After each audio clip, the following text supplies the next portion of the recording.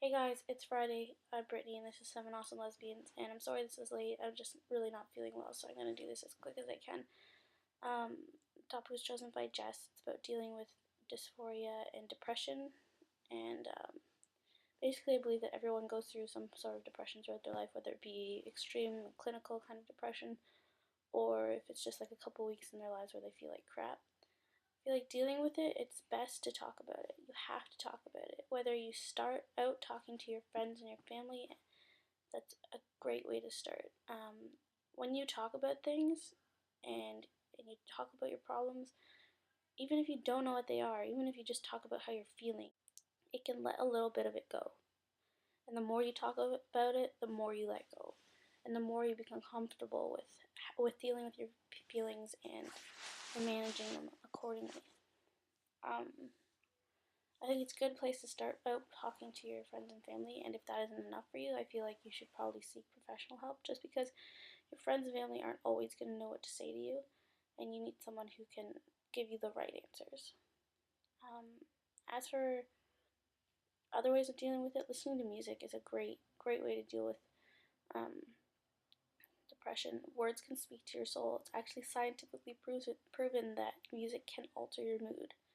So that's a great way. Also, getting out of the house, getting out of familiar surroundings, and doing things that you enjoy.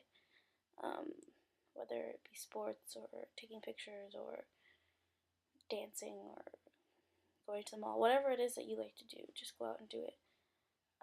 As for dealing with dysphoria, I've never dealt with it because I don't have dysphoria, but I have friends that do, and I feel like the best advice I could give you is just hang around people who know who you really are and who treat you the way that you want to be perceived. So people that use proper pronouns, use your correct name, and things like that. Also, I know that just the hope, a friend of mine, when he gets dysphoric, like the hope of knowing that one day he's going to look the way he wants to look and he's going to feel the way he wants to feel, the hope kind of keeps him going. So just remembering that everything gets better is also a good way to deal with that, I think.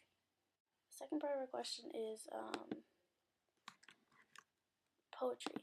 And I also feel like poetry is another way that you can get over depression, because just reading poetry is a lot like listening to music. And lately I've really been into something called slam poetry, which is like when people get up and perform their poetry, and sometimes they put music to it and things like that. My favorite poet, her name is Andrea Gibson.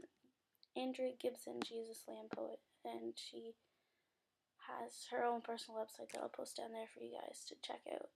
This is one of my favorite poems from her. It's called Photograph. I probably won't play the whole thing because it's really long, but I'll just let you listen to her perform it because she can do it a lot better than I can.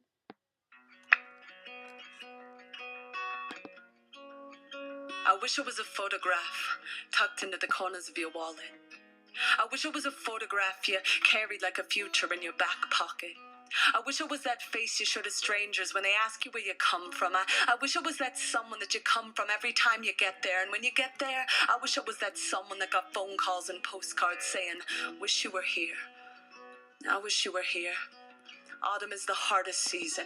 The leaves have all fallen and they felt like they were falling in love with the ground. And the trees are naked and lonely. I keep trying to tell them new leaves will come around in the spring, but you can't tell trees those things. They're like me, they just stand there and don't listen. I wish you were here. I've been missing you like crazy. I've been hazy-eyed staring at the bottom of my glass again, thinking of that time when it was so full it was like we were tapping the moon for moonshine, or sticking straws into the center of the sun and sipping like Icarus would forever kiss the bullets from our guns. I never meant to fire, you know. I know you never meant to fire, lover. I know we never meant to hurt each other. Now the sky clicks from black to blue and dusk looks like a brood. Yeah, so that's just about half of that poem. Andrea Gibson, absolutely amazing. Her words are really moving. They just kind of like, pow, hit you right in the face. So please go check her out. She's fantastic. Anyways, guys, I hope you're having a good weekend. Hope you're feeling better than I am. And I'll see you next Friday.